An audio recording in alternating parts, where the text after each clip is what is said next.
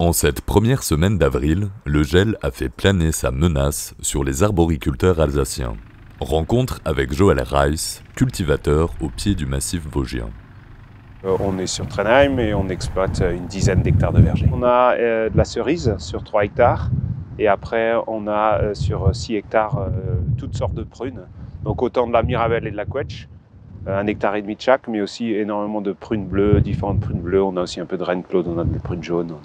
Voilà, spécialiste de la prune. Pour les cultures qui sont en général en Alsace, que ce soit la Quetch ou la Mirabelle, on est encore assez tôt en saison, donc les dégâts, il peut y avoir des dégâts, mais ça restera encore marginal à mon avis, mais à moins qu'il y en ait un moins 7 ou moins 8.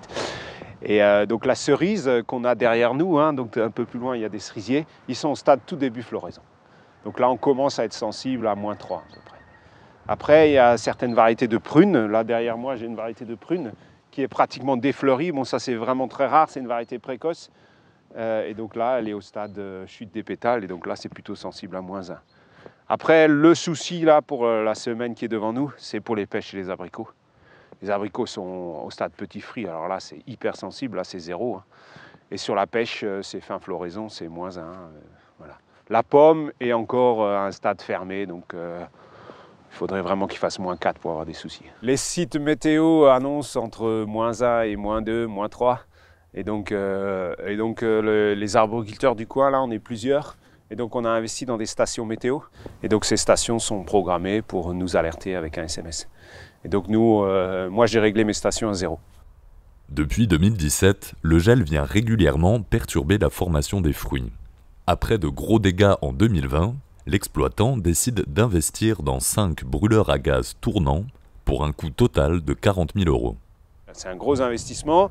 Bon, il est subventionné par la région. C'est des machines qui marchent bien, je ne veux pas dire le contraire, mais ça reste quand même très dur de lutter contre le froid et contre la nature, on peut dire, parce que c'est donné pour 70 arts, mais c'est limite, et c'est surtout limité par rapport, avec un moins 2, ça va peut-être couvrir 60 arts, mais à moins 5, ça diminue, quoi. Et le problème, c'est quand il y a du vent. Le vent va détourner la chaleur, mais le vent pose problème avec tous les moyens de lutte, parce que quand il y a du vent, la chaleur qu'on produit, elle part ailleurs que là où on veut, quoi. On a eu 2021 des résultats très aléatoires, 2022 c'était mieux. Donc voilà. Mais 2021, il a vraiment fait très très froid. Installée tous les 60 mètres, la mise en place des machines ne demande que peu de main-d'œuvre et se fait très simplement. Le boulot, c'est un peu quand dans la nuit, il faut changer les bouteilles. Parce que bon, les bouteilles sont lourdes quand même. C'est 70 kg la bouteille quand elle est pleine. Moi, je travaille sur les heures de fonctionnement, je sais à peu près 14 heures. Donc je sais à peu près à l'avance quelle machine est presque vide. Voilà. Et souvent, des fois, on se débrouille pour qu'elle soit vide le matin, ou si on sait qu'il n'y a plus que pour 1 heure, on les laisse tourner et on met des nouvelles bouteilles pour pas être obligé de les remplacer au milieu de la nuit, parce qu'au milieu de la nuit, tout est plus compliqué. Alimentée par des bouteilles de gaz de propane P35, la machine est autonome pour environ 14 heures. Avec 4 bouteilles, achetées au prix de gros, chaque heure de fonctionnement d'une machine revient à 14 €, nettement moins cher qu'un système à chaufferette ou à bougie. Et donc c'est assez facile,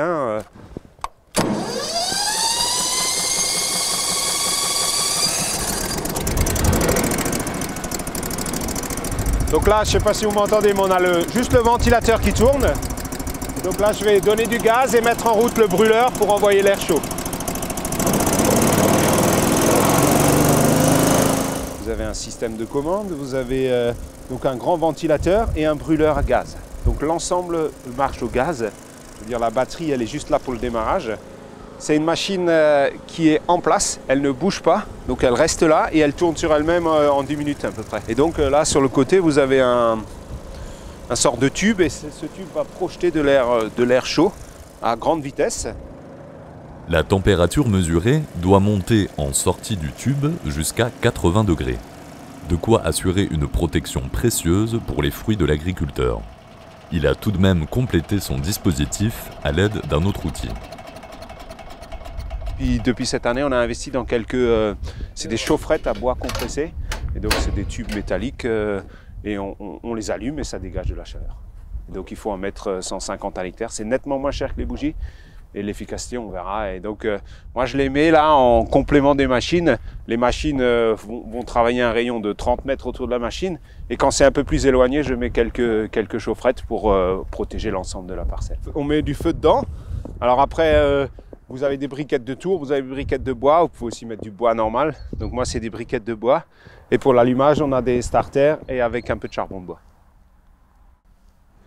Parce qu'il a gelé mardi dernier, donc chez nous c'était encore fermé, donc il n'y a eu aucun dégât, même si on a eu moins d'œufs. Donc on ouvre, on voit donc les étamines et le pistil avec l'ovaire et le jeune fruit à l'intérieur. Donc si on l'ouvre, voilà.